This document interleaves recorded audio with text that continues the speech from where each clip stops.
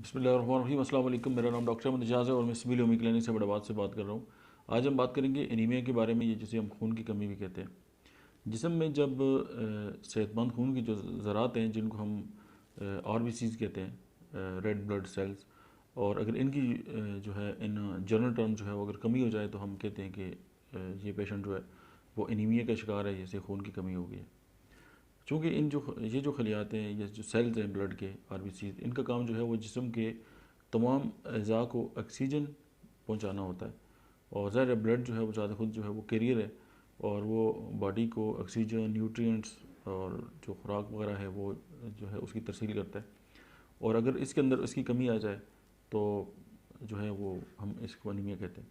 और उसमें यह है कि इसकी हर एक की जो है वो अलग अलग इसके असबाब हैं। ज़ाहिर है जो एनीमिया की मुख्तलिफ़ टाइप्स हैं, उनकी जो एटियोलॉजी है, वजूहात हैं, वो अलग अलग है।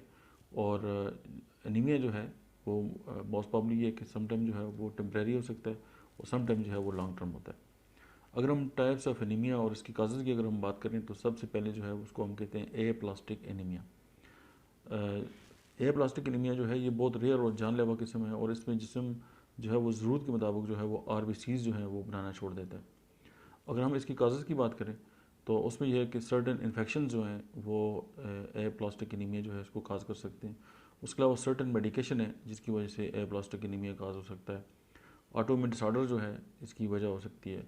एक्सपोजर टू टॉक्सिक केमिकल जो हैं और रेडिएशन है जो केमोथेरेपी है, ये वो जो आते हैं जिनकी वजह से ए प्लास्टिक एनीमिया हो सकता है। इसकी जो दूसरी किस्म है उसको हम विटामिन डेफिशिएंसी जो है एनीमिया भी कहते हैं। RBCs की जो प्रोडक्शन है उसके लिए आयरन के अलावा जो है वो विटामिन B12 की जो है ज़रूरत होती है, और उसके अलावा फोलेट जो है उसकी भी ज़रूरत होती है। और उनकी कमी की वजह से जो RBCs है उसकी जो प्रोडक्शन है वो कम हो जाती है। और बाद लोगों में जो विटामिन B12 है वो काफ़ी मिकदार में होता है, मगर जिस्म उसको एब्जॉर्व नहीं कर सकता। और ये भी जो है विटामिन डेफिशिएंसी एनीमिया जो है वो होता है, या हम इसे विटामिन डेफिशिएंसी एनीमिया कहते हैं, या इसे परनीशियस एनीमिया जो है हम कहते हैं। और इसकी जो तीसरी किस्म है उसको हम कहते हैं सिकल सेल एनीमिया। ये भी जेनेटिकल डिसऑर्डर है और इनहेरिटेड ये होता है और सीरियस कंडीशन है। और इसमें RBCs जो है वो अपनी शक्ल जो है वो तब्दील कर लेते हैं, और सिकल या क्रिसेंट मून की तरह जो है वो कर्व उनके अंदर आ जाता है, और ये एबनॉर्मल RBCs मेच्योर होने से पहले ही उनकी डेथ हो जाती है, और ये क्रॉनिक एनीमिया जो है उसका बायस बनते हैं। और उसके बाद जो है वो थैलेसीमिया है, और थैलेसीमिया जो है वो भी जेनेटिकल डिसऑर्डर है जिसमें हीमोग्लोबिन की मिकदार जो है वो कम हो जाती है। एनीमिया की जो पांचवी किस्म है उसको हम कहते हैं आयरन डेफिशिएंसी एनीमिया। ये एनीमिया की सबसे जो है वो आम किस्म है जिसमें जिस्म में आयरन जो है उसकी जो है वो कमी वाक़ई हो जाती है। और हीमोग्लोबिन बनाने के लिए जो बोन मैरो है उसको आयरन की जो है वो रिक्वायरमेंट होती है।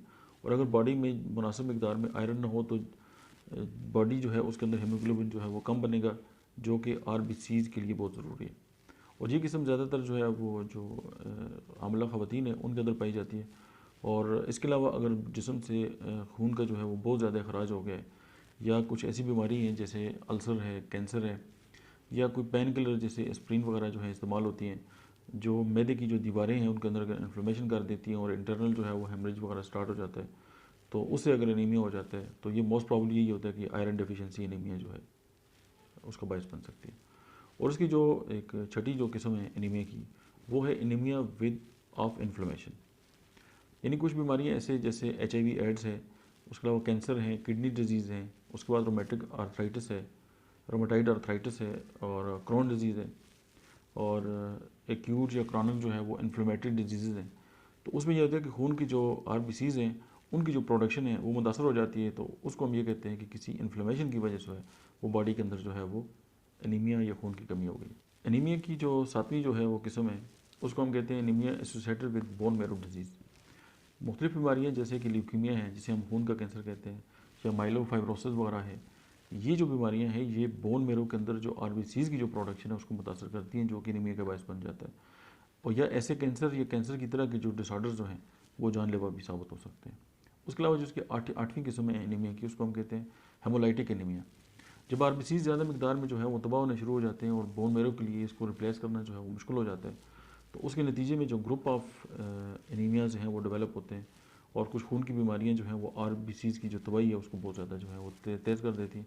इसको हम कहते हैं कि हेमोलाइटिक एनीमिया। अब हम जनरलाइज जो है वो सिम्टम्स की बात करते हैं। अब ज़ाहिर है इतनी जो इकसाम है वो हमने एनीमिया के आपके साथ डिस्कस की, तो जितनी इसकी इकसाम है और उतनी ही उनकी एटियोलॉजी है और उतनी ही उनके अलग से सिम्टम्स हैं। लेकिन हम चूँकि लाइट मोड में इस पर बात कर रहे हैं, तो हम जनरलाइज जो सिम्टम्स हैं वो आपके सामने रखते हैं कि समटाइम तो ये होता है कि एनीमिया होता है और एक लंबा अरसा रहता है और पता नहीं चलता। और अगर हम इसको कॉमन जो है इसको ग्रुपिंग करें इसके जो सिम्टम्स की, तो सबसे पहले ये है कि जनरलाइज जो है वो फटीग है, यानी पूरी बॉडी में जो है वो अचबी सी होती है और जिस्म जो है वो मतलब दर्द वगैरह करता है। उसके अलावा वीकनेस है, कमज़ोरी का एहसास है। उसके अलावा जो है कि पेल और येलोइश स्किन है, यानी सामने बंदे को आप देखेंगे आपको नज़र आएगा कि इसकी जिस्म के अंदर जो है वो खून की कमी है। चेस्ट पेन हो सकता है, इरेगुलर हार्ट बीट है, ज़ाहिर खून की कमी होगी तो हार्ट बीट ज़्यादा डिस्टर्ब होगी, क्योंकि बॉडी को जो हार्ट को जो है वो ब्लड जो है वो पंप करने के लिए प्रॉपर नहीं मिलेगा। उसके बाद शॉर्टनेस ऑफ ब्रीथ है, यानी सांस फूलेगा और सांस लेने में जो है वो दिक्कत होगी। उसके बाद डिजीनेस है, यानी ऐसे गुरूदगी सी तारी रहती है।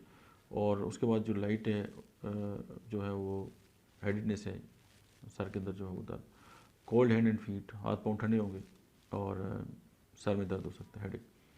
इसके अलावा आपको लगेगा कि जिस्म के ऊपर स्वेलिंग है, पफीनेस है, जैसे आप ऐसे बॉडी जो है उसके ऊपर। उसके अलावा जो है तो ज़रा सा काम करेंगी तो थक जाएंगी, उसके अलावा काम करने का दिल भी नहीं करेगा। और जो है वो ज़रा सा काम करा और सांस फूल गया। ये जो जनरलाइज जो है वो सिम्टम्स हैं एनीमिया के। और उसके अलावा इसकी जो अभी हम बात अगर करते हैं अगर रिस्क फैक्टर के हवाले से, तो इसमें सबसे जो इम्पोर्टेंट बात है, ज़ाहिर हम आयरन और विटामिन B12 और फोलेट वगैरह जो है वो डाइट से लेते हैं। अगर हम ऐसी ग़िज़ा जो है वो कम इस्तेमाल कर रहे हैं जिसमें ये सारी चीज़ें, तो डेफिनेटली हमें जो है एनीमिया की बहुत सारी जो एग्ज़ाम है वो पॉसिबिलिटीज़ हैं कि हो जाए। उसके अलावा जो है अगर इंटेस्टाइनल डिसऑर्डर्स हैं, जैसे क्रोन डिजीज़ है या सीलिक डिजीज़ है, तो उसमें भी चांसेस होते हैं कि एनीमिया जो है हो सकते हैं। और अगर हम नंबर 6 पे अगर इसकी बात करें कि इसके जो रिस्क फैक्टर है एनीमिया के, तो प्रेगनेंसी में भी ज़ाहिर है एक न्यू बॉर्न जो है वो डेवलप हो रहा है, तो उसमें भी अगर डाइट जो है ज़ाहिर है बहुत सारी चीज़ें जो हैं वो मतलब डिस्टर्ब हो जाती हैं, पूरी एक नॉर्मल रूटीन है, तो उसमें भी चांसेस होते हैं। प्रेगनेंसी ज़ाहिर है बजाते खुद एक इसमें ये रिस्क फैक्टर है। फिर फैमिली अगर हिस्ट्री है किसी की भी फैमिली में कि जो खून की कमी है और उस तरह की जो एनीमिया की जो अगर कंडीशन आ रही है, तो फिर आगे चल के जो बच्चों में भी ये मामलात हो सकते हैं। फिर ये है कि क्रॉनिक जो कंडीशंस हैं बीमारियों के वाले से बात कर रहा हूँ, कैंसर है, डायबिटीज़ है, किडनी फेलियर के केसेस हैं, तो उसमें भी जो है वो खून की कमी होती है। और वो लोग जिनकी उम्र जो है वो 65 प्लस हो जाती है, तो उनमें भी खून की कमी जो है वो होती है। उसकी जो अदर फैक्टर्स हैं, कोई इन्फेक्शन हो सकता है, कोई ब्लड डिजीज़ हो सकती है, ऑटो इम्यून डिसऑर्डर हो सकता है। वो लोग जो शराब पीते हैं उनमें चांस होते हैं, क्योंकि उनका लिवर जो है वो डिस्टर्ब हो जाता है, तो डेफिनेटली एनीमिया। उसके अलावा सर्टेन मेडिकेशंस हैं, तो उसमें भी जो है चांसेस होते हैं कि पेशेंट जो है वो एनीमिया की तरफ जाएगा। अगर हम इसकी कॉम्प्लिकेशंस की बात करें, तो सबसे पहले ये है कि सीवियर फटीग होगी, यानी हर वक्त जिस्म दर्द करेगा, एक ये बात है। उसके बाद जो है कि प्री मेच्योर बर्थ है, अगर ख़वातीन में जो है खून की कमी है, तो उसमें ये है कि ये चांस होते हैं कि बच्चा जो है वक्त से पहले ही पैदा हो जाए। ज़ाहिर है ये प्री मेच्योर बर्थ जो है वो प्रेगनेंसी की कॉम्प्लिकेशन है। और उसमें हार्ट फेलियर हो सकता है, हार्ट के प्रॉब्लम हो सकते हैं खून की कमी की वजह से, और एरिथमिया जो है वो हो सकता है। और फिर ये है कि अगर सिकल सेल एनीमिया है, तो उसकी जो कॉम्प्लिकेशन है वो डेथ पे हो सकती है। होम्योपैथिक ट्रीटमेंट की बात करते हैं। अब ज़ाहिर है कुछ बीमारियाँ ऐसी हैं जिसमें तो ज़ाहिर है वो जेनेटिकल डिसऑर्डर्स हैं, उसमें होम्योपैथी जो है वो सपोर्ट दे सकती है। लेकिन बाकी जो एनीमिया की इकसाम है उसमें होम्योपैथी जो है वो न सिर्फ ये है कि पेशेंट को क्योर करती है, बल्कि बहुत जल्दी क्योर करती है। अब ज़ाहिर है बाकी जो तरीका इलाज है उसमें भी ज़ाहिर आयरन प्रिपरेशन दी जाती है, फॉलिक एसिड दिया जाता है, बाकी विटामिन B12 डिफिशेंसी को ज़ाहिर उसको पूरा किया जाता है, और डाइट पे बहुत ज़्यादा जोर दिया जाता है। होम्योपैथिक मेडिसिन की अगर हम बात करें, तो एसिटिक एसिड जो है, अगर स्टोमक कैंसर है और उसके साथ रिलेटेड अगर एनीमिया है, तो उसमें जो है वो ये एसिटिक एसिड जो है वो बेस्ट जो है वो असर रखती है। उसके अलावा आर्सेनिक एल्बम जो है वो एक ऐसी मेडिसिन है जिसमें जो है वो अगर बहुत ज़्यादा वीकनेस है या कोई ऐसी जो है वो लिथल डिजीज़ है, उसके साथ अगर एनीमिया हो गया, तो वो फिर आर्सेनिक एल्बम जो है उस पर बहुत ज़्यादा इफेक्ट रखती है। अभी हम बात करते हैं कि जो एनीमिया है उसमें होम्योपैथिक जो ट्रीटमेंट है वो किस तरह जो है वो असरअंदाज होती है। सबसे पहले तो एक बात ज़हन में रखें कि वो तमाम बीमारियां जो जेनेटिकल डिसऑर्डर्स हैं, ज़ाहिर है उनका प्रॉपर ट्रीटमेंट तो है नहीं है, उसमें होम्योपैथी मेडिसिन जो है वो बहुत ज़्यादा सपोर्ट दे सकती हैं। और उसके लिए हम आपको उसके बारे में डिटेल बताएंगे। लेकिन अब हम जो बाकी जो है वो एनीमिया है, चाहे वो फोलेट की कमी है, चाहे वो विटामिन B12 डिफिशिएंसी है, चाहे वो आयरन डिफिशिएंसी एनीमिया है, तो उस पे जो मेडिसिन जो बेस्ट काम करती हैं, तो उसमें सबसे पहले आप इसको एड्रेस करेंगे एसिटिक एसिड जो है। इवन अगर कैंसर की वजह से भी अगर एनीमिया है तो एसिटिक एसिड बहुत अच्छा काम करती है। उसका वो आर्सेनिक एल्बम है, ये कोई भी ऐसी बीमारी जो लीथल है बॉडी के लिए और उसके साथ जो है वो एनीमिया हो गया तो आर्सेनिक एल्बम है। उसके बाद आर्सेनिक सल्फलेव, ज़ाहिर है आर्सेनिक की एक किस्म है। फिर बेलाडोना जो है वो अगर इन्फ्लेमेटरी कंडीशन है और साथ एनीमिया हो गया तो बेलाडोना। बोरेक्स जो है वो बहुत बेस्ट रिस्पांस देती है इसमें। फिर क्लिकेरिया का वो मोटे लोग, पिलपिले लोग जो है वो एक मखसूस जो है वो डाइट इस्तेमाल करते हैं और उनकी बॉडी के अंदर अगर एनीमिया हो गया तो क्लिकेरिया का। फिर क्लिकेरिया फास, अब कैल्शियम और फास्फोरस का ये कम्बिनेशन है, बायोकेमिकली भी इस्तेमाल होता है, होम्योपैथिकली भी, और ये खून की कमी के लिए बहुत ज़बरदस्त शोहरत रखता है। उसके अलावा China officinalis, one of the best medicine for the treatment of anaemia, और इससे मैंने सैकड़ों केसेस जो हैं अल्लाह ने हमारे हाथों से शिफायाब किए। और उसमें यह है कि इवन के अगर कोई पेशेंट है और खून की कमी है और बहुत सीवियर है, अब देखिए आप जो आयरन प्रिपरेशन इस्तेमाल करती हैं वो हैं क्वान्टिटेटिव मकदार में, और बॉडी की जो एलिमेंटल आयरन की रिक्वायरमेंट है वो बहुत कम है। अगर 350 mg भी अगर देते हैं तो वो उसका 20% 30% एब्जॉर्ब होता है बॉडी के अंदर, बाकी तो आयरन ज़ाया हो जाता है। तो उसके लिए अगर एक पेशेंट है उसकी जो HB है वो 7 है मिलीग्राम पर डेसीलीटर है, तो आप एक पूरा महीना जो है उसको कोर्स कराते हैं और उसके बाद 1 ग्राम पर डेसीलीटर जो है वो 1 माह के बाद उसके जो HB राइज होता है। आपको एक कमाल की बात बताते हैं कि अगर आप समझते हैं कि किसी को जो एनीमिया उसको बहुत जल्दी जो है वो रिकवर करना है, तो आप चाइना जो है वो चाइना ऑफिशियनालिस होम्योपैथिक जो मेडिसिन है वो आप सिर्फ 10 दिन दें और 10 दिन पहले टेस्ट करा लें, 10 दिन बाद आपको अंदाज़ा हो जाएगा।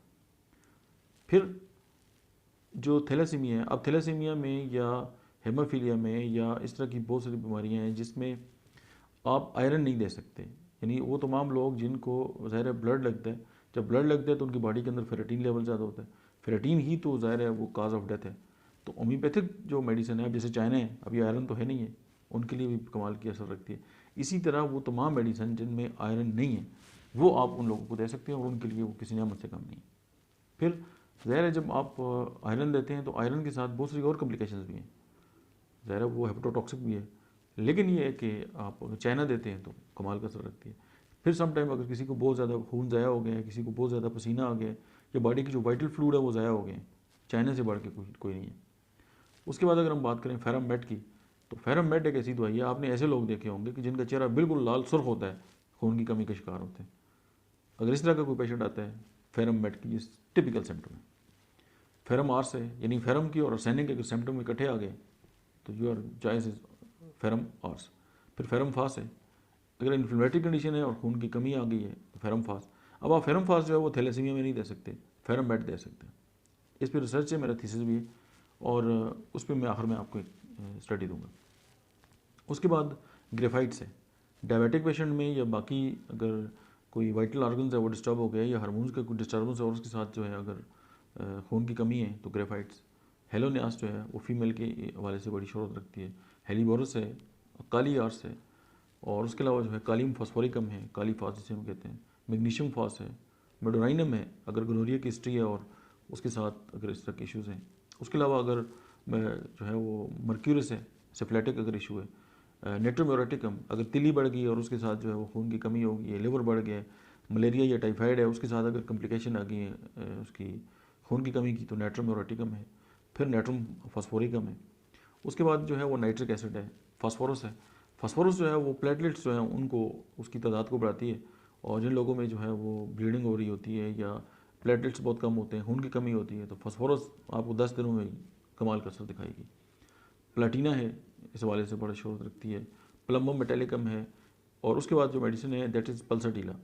पल्साटीला एक ऐसी मेडिसिन है, आप मटीरियल मेडिका खोल के पढ़ें, आपको उसमें लिखा हुआ नजर आएगा कि अगर आयरन के बद असरात आ गए हैं बॉडी के ऊपर और आयरन टॉक्सिसिटी हो गई है तो पल्साटीला वाइद मेडिसिन है जो उसको ख़त्म करती है। और यहाँ पे एक बहुत इंपॉर्टेंट नुकता और बहुत ही ज़बरदस्त बात यह है कि जितने भी लोग हैं जो थैलासीमिया पे या वो तमाम बच्चे या कोई भी और पेशेंट है जिनको ब्लड लगता है और उनकी बॉडी के अंदर फेरेटिन जो है वो बढ़ गया है, और फेरेटिन को कम करने के लिए जो है वो ज़ाहिर है बहुत सारी मेडिसिन है, और उनको लेने का तरीका भी पहले तो बहुत तकलीफदेह था, अभी टैबलेट भी आ गई हैं, लेकिन उनके साइड इफ़ेक्ट भी बहुत ज़्यादा है।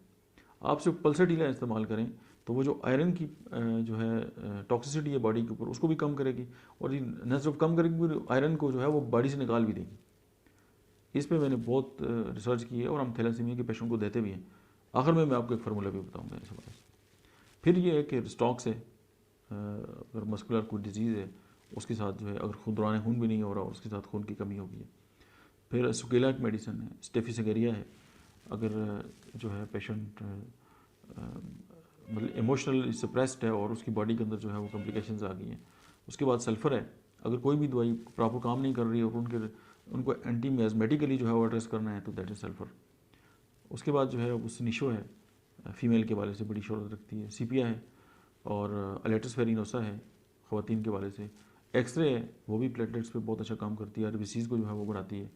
और जेंथासाइलम एक मेडिसिन है जो हार्मोनल जो है वो इश्यूज़ होते हैं और जो ग्लैंडुलर कोई इश्यूज़ हैं उनको एड्रेस करती है। मतलब है कि जो थैलेसीमिया के जो पेशेंट है, ज़ाहिर है उनमें आयरन की जो फेरेटिन जो है वो बढ़ जाता है, और ज़ाहिर है हमारे लिए एक बहुत बड़ा चैलेंज होता है कि हम इसको किस तरह एड्रेस करें और पेशेंट जो है उसको साइड इफ़ेक्ट भी ना हो।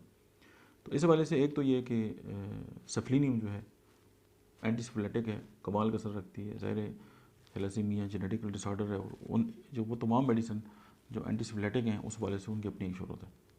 उसके अलावा जो है वो फेरमेट, पल्सटीला और सेवनेंथिस। अब सेवनेंथिस जो है अगर तिली के अंदर कोई मसला है और उसके साथ जो है वो आयरन का इशू आ गए तो वो उसको रिकवर करती है। और ये बाकी जो मेडिसिन है ये आयरन की जो टॉक्सिसिटी है, जो फेरेटिन है, उसको कम करती है। ये तीनों दवाइयाँ जो हैं वो अगर आप इसको अल्टरनेट करके भी दे सकते हैं तो पेशेंट जो है वो आपका न सिर्फ उसका फेरेटिन कम होगा बल्कि आप वाकई रियल मानों में इंजॉय करेंगे कि वाकई उसकी बेहतरी आ गई। अभी हम बात करते हैं कि जो थैलेसीमिया का जो फेरेटिन लेवल है, यानी थैलेसीमिया के जो पेशेंट है उनका या हेमोफीलिया का या इस तरह का, अब ज़ाहिर है उनकी जो हेल्प हो सकती है वो बेसिकली वो यही पॉसिबल है कि हम उनका जो फेरेटिन लेवल है वो किसी तरह कम कर सकें। तो तीन मेडिसिन, पल्सटीला, फेरामेटेलिकम और सिवनेंथिस। अब सिवनेंथिस जो है वो तिली के बढ़ना या स्प्लीनोमेगाली उस हवाले से जो है वो बहुत ज़्यादा शोहरत रखती है। तो आप इन ये जो सिवनेंथिस है वो मदर टिंचर में, और पल्सटीला जो है वो 6 में, और फेरामेट जो है वो 6 में। ये तीनों मेडिसिन को आप कंबाइन करें, इनका कम्बिनेशन बनाएं, और पेशेंट को जो है इसके 15 ड्रॉप्स जो है वो सुबह दोपहर शाम दें। आप इसको कुछ अर्सा इस्तेमाल करें, आप हैरान हो जाएंगे कि फेरेटिन लेवल जो है वो कितना कम हो गया। एक ये बात। सेकंड जो है कि अगर आप इसको स्टार्ट करेंगे एंटीसिफ्लेटिक मेडिसिन के तौर पर सफलिनियम से, और मैंने एक पेशेंट जो था मेरी बिल्कुल ऑब्जर्वेशन के अंदर, तो उनको मैंने सफलिनियम दी थी, तो उनको दिन को दी और शाम को जो है उनको जो है वो बिल्कुल ब्लैक जो है वो यूरिन जो है वो स्टार्ट हो गया। तो उनके घर वाले डर गए कि यार इनको पता नहीं कोई इन्फेक्शन हो गया, तो इस तरह के मामलात हो गए। तो उन्होंने रब्ता किया, मैंने कहा इसका यूरिन आ रही जो है वो टेस्ट करा लें। तो आरबीसी बिल्कुल, यानी उसमें कोई इन्फेक्शन नहीं है, कोई कुछ नहीं है। तो वो बच्चा जो था ज़ाहिर है वो पेशेंट भी था और एक ज़माने से वो इस तरह की मेडिसिन इस्तेमाल कर रहा था। तो उसने फिर अपने दादों को बताया कि जी ये तो आयरन निकल रहा है, और फिर वो बाकी कुछ अरसे में उसकी बॉडी के ऊपर से वो जो तमाम उसको ब्लैकिश जो कलर था और वो सारे मामला जो हैं उसको फेरेटिन लेवल वो भी कम हो गए। और कुछ पेशेंट में मैंने ऐसा भी देखा है कि फेरेटिन लेवल जो है वो अगर मसलन 3000 है या 5000 है तो वो 15, 20 इस हद तक आ गया। यानी इतना ज़बरदस्त जो है ये मेडिसिन जो है इफ़ेक्ट रखती है। तो एक तो ये है कि ये एक गिफ्ट आप समझ लें इस वीडियो के जो है वो तवज्जुह से। तो मतलब है कि आप अपने पेशेंट्स को ज़ाहिर है इस्तेमाल कर सकते हैं, और ये जो है वो ऐसी मेडिसिन है कि ये कोई क्वान्टिटेटिव मकदार भी नहीं है, इससे कोई साइड इफ़ेक्ट भी नहीं है, कोई और मामलात भी नहीं है। और एक और बात कि थैलेसीमिया के वो पेशेंट जो होम्योपैथिक मेडिसिन के साथ जो है वो अपनी डिजीज़ के साथ मुकाबला कर रहे होते हैं, उन लोगों की जो क्वालिटी ऑफ लाइफ है वो बाकी किसी भी तरीके इलाज से जो है वो बहुत बेहतर है। और आप ये करके देखें, आपको फ़र्क नज़र आएगा। मिलते हैं नेक्स्ट वीडियो में।